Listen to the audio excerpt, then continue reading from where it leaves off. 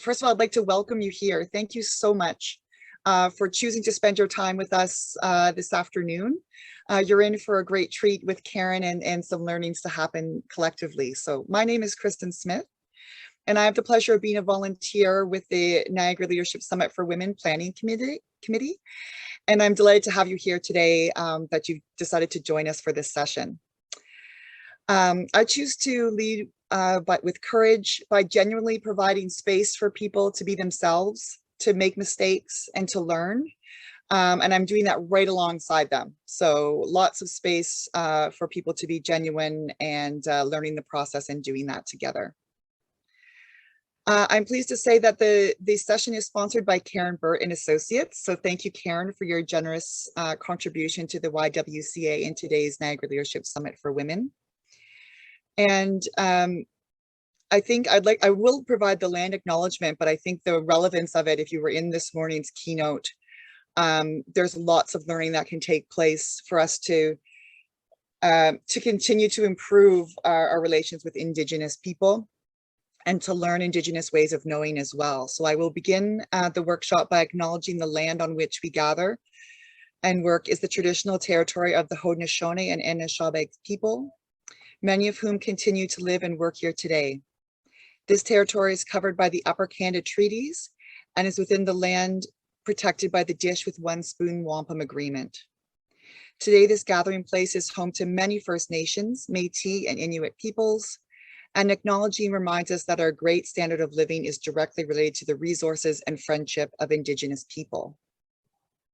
I'd like to share a little bit of information with you about the YWCA. The YWCA Niagara Region is a local organization that stands for gender equality and gives voice to those who are marginalized in our community. The YW offers emergency shelter and 3 stages of transitional housing to homeless women, men, and families to help its clients step by step break the cycle of homelessness and poverty for good. Now more than ever, the work is critical for the wellness of our community. Learn more about the YW and how you can work with this outstanding organization at the ywcaniagararegion.ca. I would like to take this opportunity to remind everyone that our Niagara Leadership Summit for Women virtual event is designed to facilitate a safe and open space for all participants. By participating in this session, you are agreeing to follow our community guidelines. You will find the guidelines on the left-hand side menu under the Important Documents tab in the Event Mobi platform. We are all responsible for making an inclusive environment, and we appreciate your support in doing so. It is my pleasure to officially welcome you to Influence Without Authority. During this group coaching style workshop, you will take a personal journey to conquer the self-limiting thoughts that hold you back from influencing others. You will identify with your leadership strengths, regardless of positional power. This workshop is for everyone, no matter where you are in your leadership journey. We are very fortunate to be joined today by Caren Burt as our speaker. I've had the pleasure of working with Caren through leadership training, and I know that we'll all take away something great from today's workshop. Prior to starting Burt and Associates in 2009, Caren spent 25 years in the financial sector in branch management and as Director of Human Resources. She's a certified coach through the International Coaching Federation and specializes in leadership and team coaching. Her mission is to help her clients discover their potential and take action in the areas most important to them. Caren was a board member of the YWCA for 1 year and then president of the board for the next 4 years after that. She has served on the board for the Canadian Mental Health Association and committee member for the education and fundraising event Women and Wellness. Her greatest joys these days are her 5 grandchildren, all of which are exceedingly interesting and bright. No biases there held by a proud grandparent. If you have any questions for Caren throughout the workshop, please feel free to put them in the chat. Don't forget to share your experience and learnings today on social media and tag us, Niagara Leadership Summit for Women, and our fantastic speaker. With that, I will turn the floor over to Caren. Okay, and so thanks very much, Kristen. I am just so thrilled to be here, and really listening to Dr. Robin this morning was just fantastic and inspired me even more. So I am going to lift off of some of what she talked about this morning because it really fits, I think, with what we're going to work on today. And so we're going to, it's simple what we want to accomplish today is we want to make progress to conquer some of those self-limiting thoughts that hold us back from maybe even influencing ourselves or influencing others. And we're going to dig deep because I'm a coach. So this is kind of a group coaching session. So I really want you to make some progress in how you think of yourself and how you might push yourself forward. So I think we've all, if you haven't already done so, maybe put where you're from in the chat. So we're going to start with a little exercise. So you're going to need a pencil and a paper for this. But what I'd like you to do is I want you to choose any item in the room that you're in. So I'll give you instructions on what you're going to do with this, but I'd like you to choose it and then show it, bring it to your camera. And just, I'm going to scroll through. Can be anything in the room. Doesn't matter what it is. Oh, I see a dog. So I'll ask you to put your cameras on, if you will, if you're not timid. Be courageous. Oh, yes. Godzilla. Oh, lovely. Lovely. This is going to be fun. So we often think of leadership as positional power, but in fact, positional power is more about management, like the stuff that managers do, like, you know, hiring, firing, the authority to make decisions and delegating. The word leadership can be confusing because it means different things to different people. But when I think of it as being having an idea or a plan and bringing people to that. And you don't need to have positional power to do that. So to get us started, I want you to think about how this item that you chose represents your leadership style. And it doesn't matter where you are in your leadership journey. How does it represent who you are, your leadership style? And so this is where we get creative. And I'll show you mine just to, I chose this item here, which is an owl. And my daughter gave this to me when she was traveling somewhere in the sunny South a few years back. And when I think of the owl, I think of, you know, seeing things, looking at things through different eyes, being curious. And that's the kind of leader that I aspire to be. So take a moment now in the chat, if you will, and share, how does this item represent your leadership style?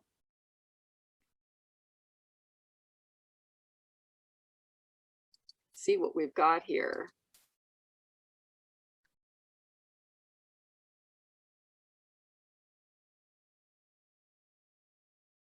This is where you have to get pretty creative.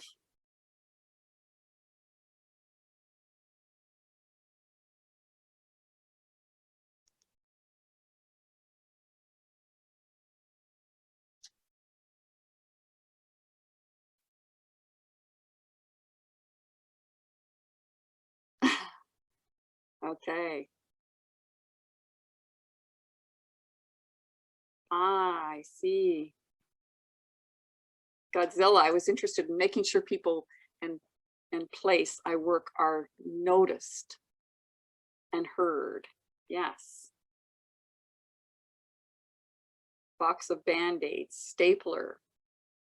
Ah, quiet, yet hold things together. You can really see how this is how people truly are.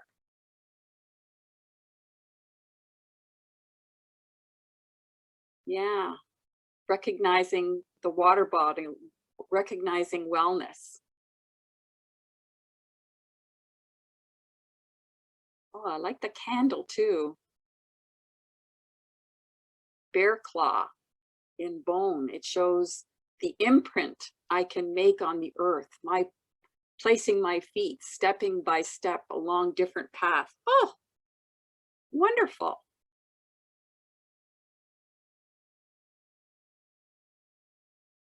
I hope you're reading these. There's some fantastic ones here. And they're all fantastic in our own way of being a leader. Flashlight, I bring light and hope and joy to people. Wonderful. Okay. So wonderful. And it, you know, this is an exercise you can do at any time, but it just stretches you into thinking, how am I a leader, even though I don't have positional power? So leadership begins in the mind. And it begins with how we see ourselves. And you heard a lot from Dr. Robin this morning about, you know, her journey and how she needed to see herself differently. And when we think about influencing, often our ability to influence others stems from our level of self-confidence in asserting our point or maybe selling an idea. And our confidence can be affected by worrying about how others think about us, or maybe how we think about ourselves. Will we have credibility? And we judge ourselves usually the hardest. We tell ourselves stories about others and mostly about ourselves, what we can and can't do. And sometimes these are unconscious and they're often incorrect. So when we think about our paradigms, how we see ourselves, what I see, and this is the Stephen Covey 7 Habits diagram here, and how we see ourselves colors what we do and the results that we get. And what I often see in my travels is that we oscillate between the results and the practices. But if we really want to make change, we need to see ourselves differently. And you can see how this had really impacted Dr. Robin this morning, how she needed to look at herself differently. And obviously you can see how this is a journey that she continues to be on. And it can make such a difference. It can change everything. So I challenge you as we go through this today is to look at your own paradigms. How do I need to think, and mostly think in today, think about myself differently? How can I bring some of that power forward in order to change what I do and the results that I get when I'm trying to influence? So we're gonna dig into this. So we all have those inner stories, and sometimes these are positive and sometimes they're destructive or self-limiting. Either way, they're judgments. And again, we may not even be aware that they're playing out because they're in our subconscious. So I'm going to challenge you to bring some of those self-limiting stories to the surface. And I'll give you an example of some of the things that I heard from Dr. Robin this morning. She said, I'm dirty. Who would want to listen to me? I'm not smart. And that's one of the ones that I related to because I often thought of myself as not smart. She also said, I needed to be perfect, or I need to be perfect. And she began to notice a little bit more as she went through her journey. And the interesting thing was she noticed her addictive brain. She said, I notice when my addictive brain starts to take over. And so I'm going to put you into breakout groups, and we're going to go into small groups for 6 minutes. And I want you to share, if you're courageous, what are some of the stories you tell yourself about you when you think about presenting an idea or maybe influencing somebody? So Kristen, if we can go into breakout groups, that would be great. Any questions? You can put them in the chat or speak up if you have a question before you go into your breakout.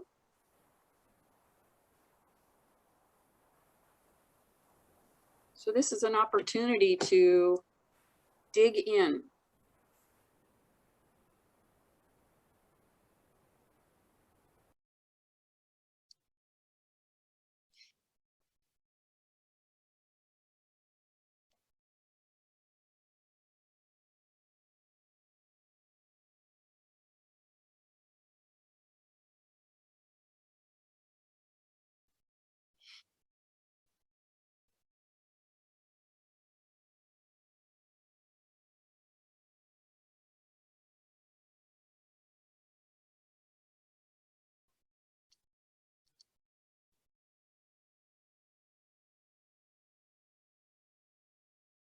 So at this point, everyone should have a chance to join a breakout room.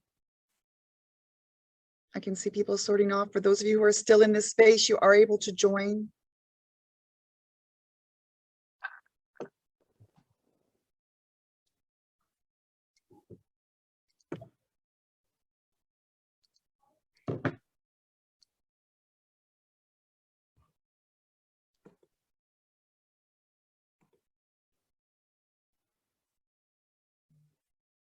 Yeah, there should be a button that will tell you that you can join the workout, the breakout.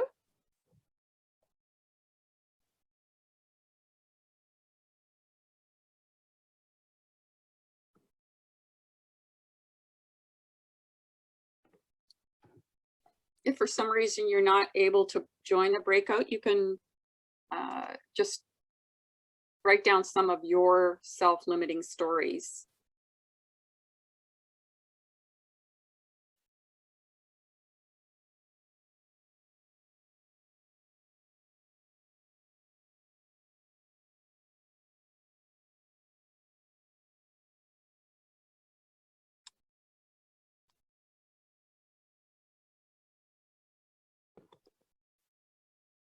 Oh, there we are.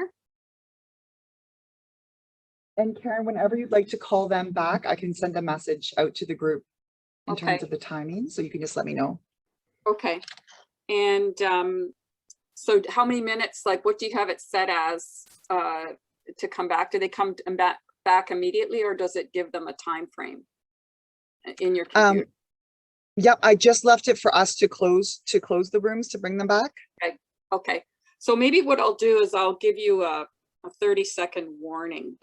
Yeah, and I can put that into the Yeah. I can put that into the broadcast. Yeah, it's just so that they know and they're not coming back mid-sentence. Sure. I know we've all been in those situations. Yeah. Yeah. Oh.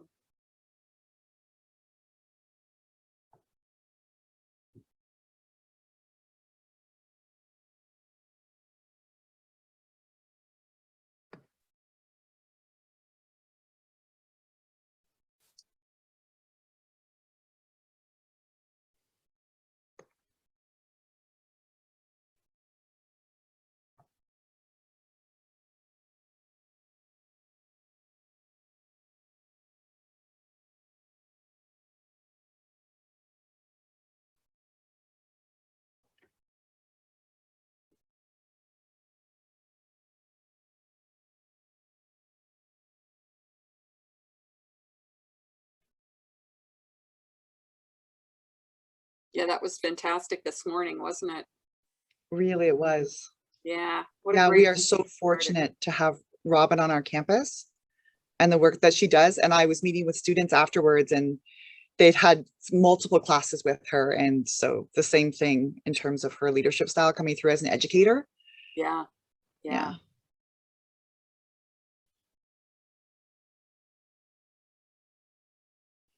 Yeah, I realized as she was talking, I realized that, oh, it kind of plays right into what I'm talking about so well. Made it, you know, I had examples of my own and I thought, oh, hers are so much better. Yeah, and it sets the mindset for people for the day, right?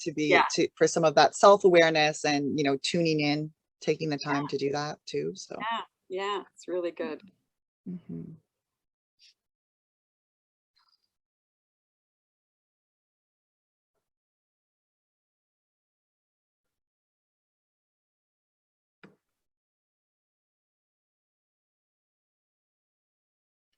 Hi, Sandra. I can see that you just joined. We are just in breakout rooms and people talking about their self-limiting ideas or thoughts that they may have. And so just want you to reflect on that. We'll be bringing the group back shortly.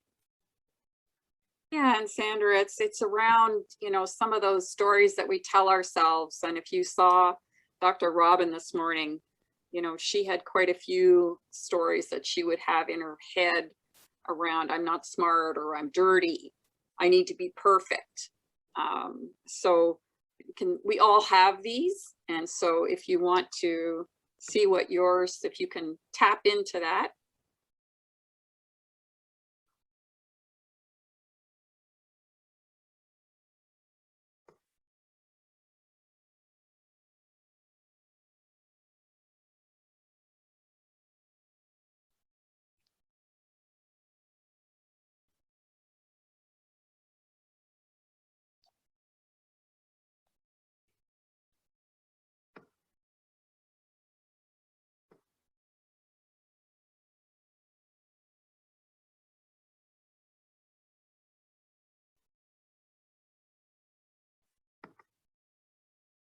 Okay, I would say we've got 30 seconds left now.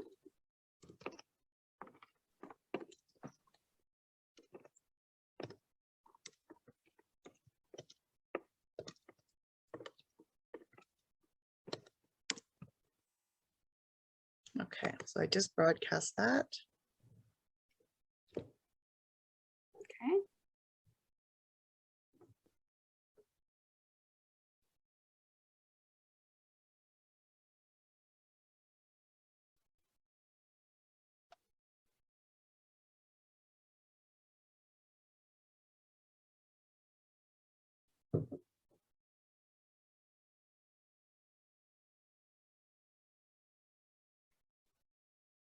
Okay, I'm going to bring them back if you're good with that. Yep, very good. Perfect.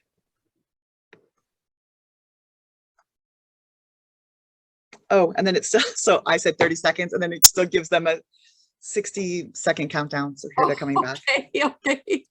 Yeah, that's okay. Some people may come back and they may be done. Zoom was more generous than I was with the time to loop back into the room, but welcome everybody. We'll have folks joining us shortly. Yeah, if you don't mind sharing your camera, turning your cameras on, that's for those of you. Always makes it more fun if we can see people.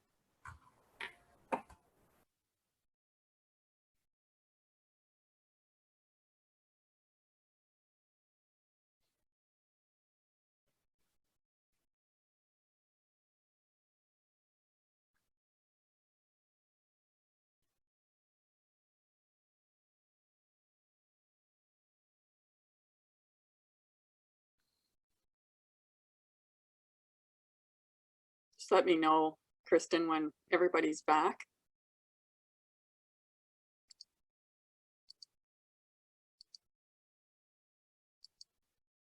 Is there, okay. Is everybody back now? I think so. Yep, I think you have most folks back. Okay, wonderful.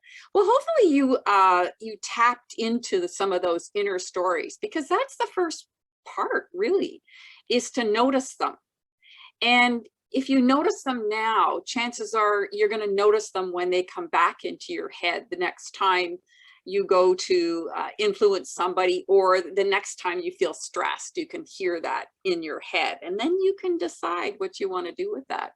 So we're going to dig a little bit deeper into this with what I call a question burst. So I'd like you to think about what the most challenging story is. What's the most significant self-limiting story that you tell yourself? And just write that down on a piece of paper.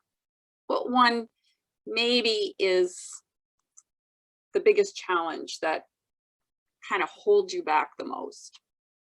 I'll give you a few seconds to get that down.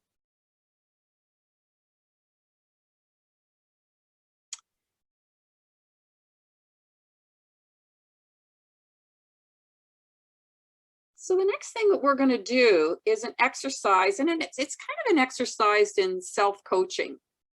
And I'm going to give you 2 minutes to write as many questions as you can about that challenge. So what do you need to ask yourself about that? So write them word for word. Don't judge them. Don't try and edit them. Don't try and qualify them.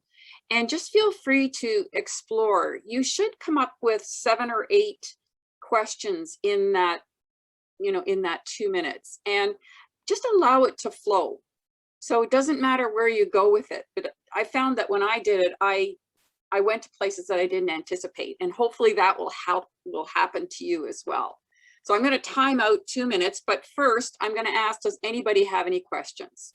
So write as many questions that you need to ask yourself about that self-limiting story.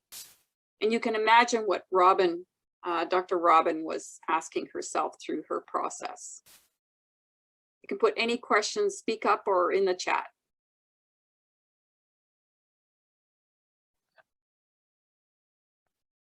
Okay, so 2 minutes starting now. What do you need to ask yourself about that self-limiting thought?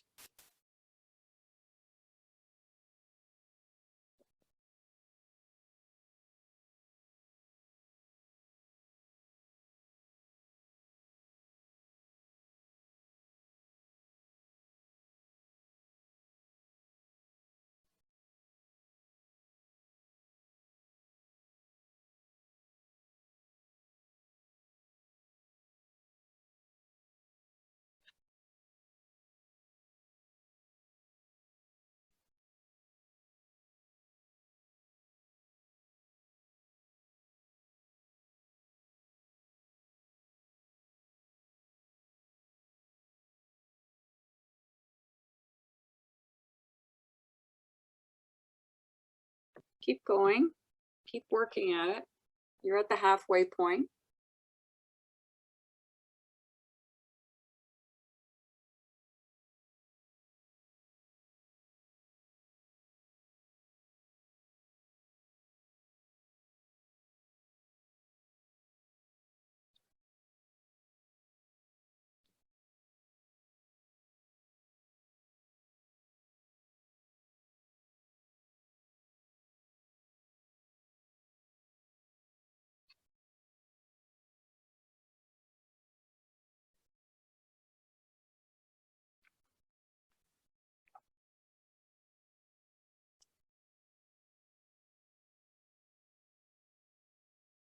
Keep working at it. You got about 10 seconds left. What else? What else do you need to ask?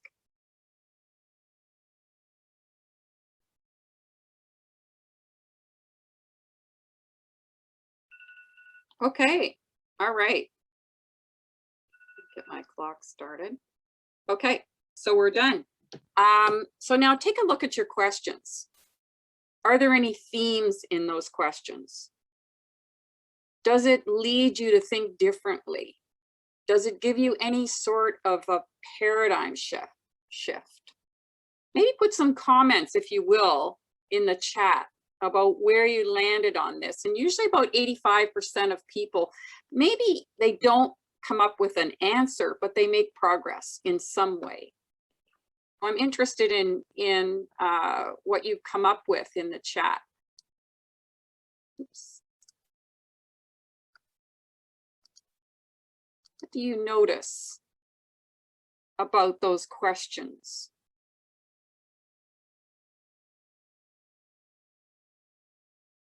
Do you see yourself differently in any way? Is there any kind of a hint or an answer? And what I find is that sometimes there's a question in there that really prompts people to do the exercise again and really focus on that specific question so that they can go deeper. And the other way that I've used this is if I have a challenge in a team and I want to solve that challenge, I would have a question burst and use that to try and solve that problem. What questions do we need to ask ourselves as a team? And the whole idea is that you're going to get more independent thought. Those people that are a little bit more quiet will have an equal voice, and you'll find that so much more creativity. Oh, so thank you, Melanie. Led me towards something else, self-limiting story, and then I explored that one. Wonderful. So you're starting to recognize some of those self-limiting thoughts. Okay, I'm going to move on. And so independently, I'd like you to craft a new story about what is actually true. What is really true? What would you say to yourself to re-script this story? And so what this will do is in your mind, the next time this one pops up, whatever however you re-script it, that script will come back in, and that will give you courage.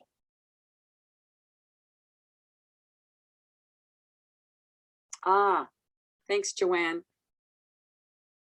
I'm assuming my self-limited story is very true. And I'm sure you've also recognized now that it probably isn't. And Angie, thank you. Got lots of ones that are coming in.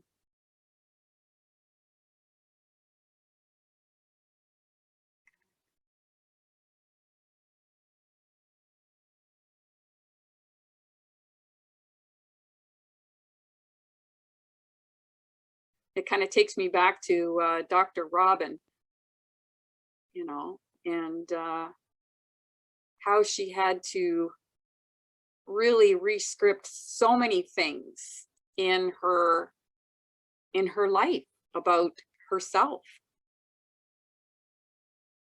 Stephanie, thank you. Whose voice? What story do I want to allow myself to believe? Yeah. Yeah. So recraft your story. You don't have to put this in the chat. This is just for you. But when you recraft it, you can say it over and over and again, and that will embed in your brain. That will be there when you most need it. So while you're doing that, expression is the opposite of depression. And we saw that again with Dr. Robin. And this is this quote is from Dr. Edith Eger. And she writes a book called Choice, The Choice. And we all have those choices.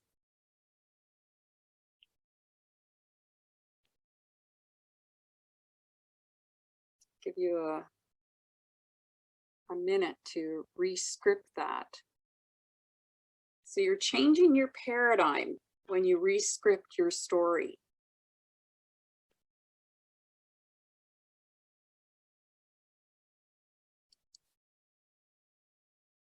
So in the chat, what did you learn about yourself with this exercise? Let's see what you learned.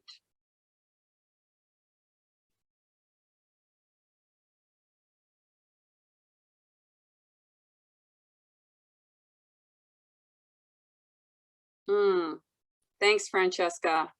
There's tons of self-doubt that should not be there. And so your journey is to push that away, right? You already realize it should not be there. That's half the battle. Wonderful.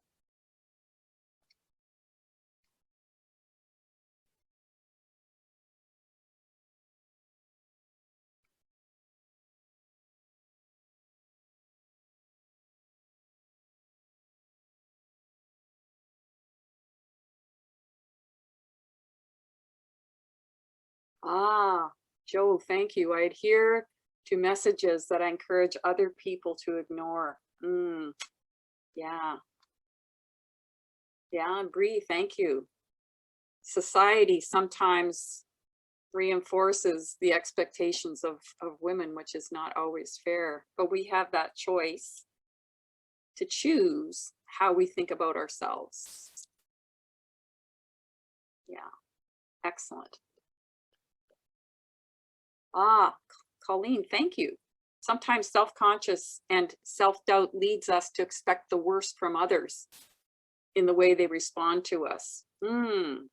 Thank you. That is so true. Okay, I'm gonna move on because we don't have a lot of time together. So I'm gonna put up a poll, and we're just shifting our focus a little bit to from the stories around some of the barriers that we might encounter. And Kristen, if you can put the poll up. Do we sometimes get colored or biased by the preoccupation of what we want? Maybe assuming all resistance is due to personality and not the organizational factors. Unfamiliar with the other person's world, using assumptions, or not listening carefully to the language of the other person. And a lot of times this is happening. All of these things are happening because we're in our own head. We're thinking about ourselves instead of really thinking about what's going on with other people.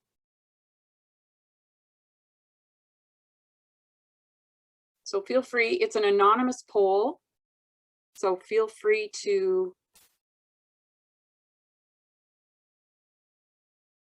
and there's 2 here.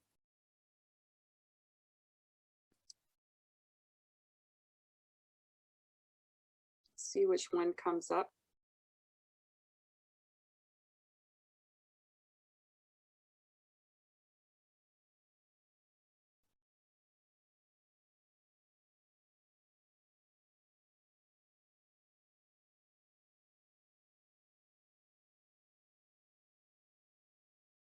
Good.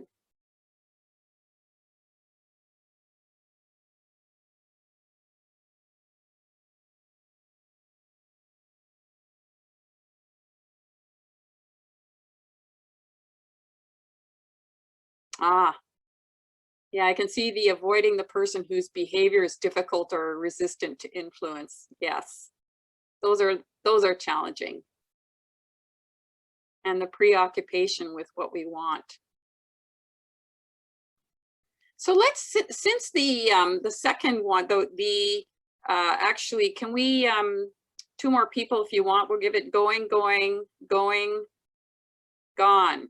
Can you show the poll? Okay. Our preoccupation with what we want, which is not always a bad thing, but this one is so prevalent, I think, especially for us women, the avoiding the person whose behavior is difficult or resistant to influence. Yes, so 70% of us, and I would have to consider myself in that, that as well. So in the chat, what can you do to overcome some of this? Based on what you've learned so far, what can you do? Knowing a little bit of those about your own stories. You can stop sharing now. Kristen, thank you. What can you do based on what you know about your own stories?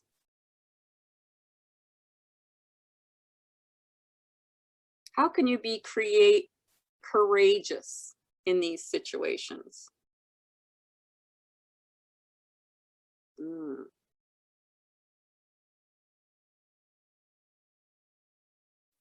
Yes, thanks, Lori. Ask a lot of questions. Excellent. Lean into the discomfort, keep an open mind, and really listen to understand. Ah, yes. Just knowing your own stories, perspectives, and biases opens you up to better listening. You guys really get it. This whole idea of asking questions is so powerful. Get a better understanding of their stories. Excellent.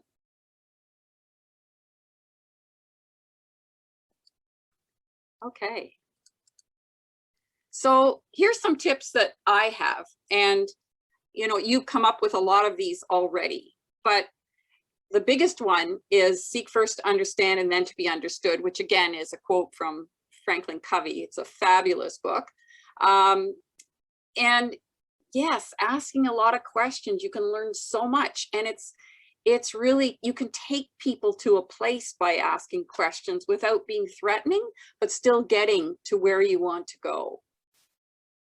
And sometimes we can ask people to explain their rationale. If they're challenging us, if we ask them, can you ask some more questions? Like, can you explain this to me step by step? And oftentimes what happens is they realize the gap in their own process. So asking those questions is hugely powerful. Planting a seed with a question allows a person to think and come up with their ideas themselves. And sometimes you don't have to have an answer right away. You can ask a question, or you can plant a seed and then move away. I had a boss who was very aggressive, and if I would disagree with him or say something, he would often just start yelling. And so what I did was, you know, I would plant a seed, and then I'd say, think about it. And then he would come back to me and say, okay. One of the other things that I used to do is create allies one by one, just talk to people around me, my peers, and talk about what I planned on presenting if I'm presenting an idea. And then I have people in the room that are already bought in. And if there's anything I need to change, I can change it beforehand. And stand up to the disagreeable person. Sometimes you have people that they just love to challenge the status quo and be the devil's advocate, and it's fun for them. And us more serious people, we take offense to that. But if we recognize that sometimes those people, they're just playing, they're having fun, they're challenging, they see that as their role, and if we stand up to them, they'll often back down. And then have the courage to persuade. Don't doubt yourself. Our leaders are not always right, and we have to have the courage to share our ideas with them and to challenge their thoughts. And I love Dr. Robin's idea of the trickster, being playful, but advocating for change. And so using humor to actually advocate. So those are some of my ideas. Hopefully they'll help you along the way, your journey. And so my last thought is, who in your life do you need to influence? How will you prepare yourself? And in what way will you approach things differently? And so a lot of this is going to come from your internal work. And so I open for, we just have a few minutes left. But if there's any questions, I'm very happy to answer them. Do we have any questions, Kristen? Let me just check here. I don't have any questions currently in the chat, but feel free to put your questions in if you have them. Lots of great information shared by Caren.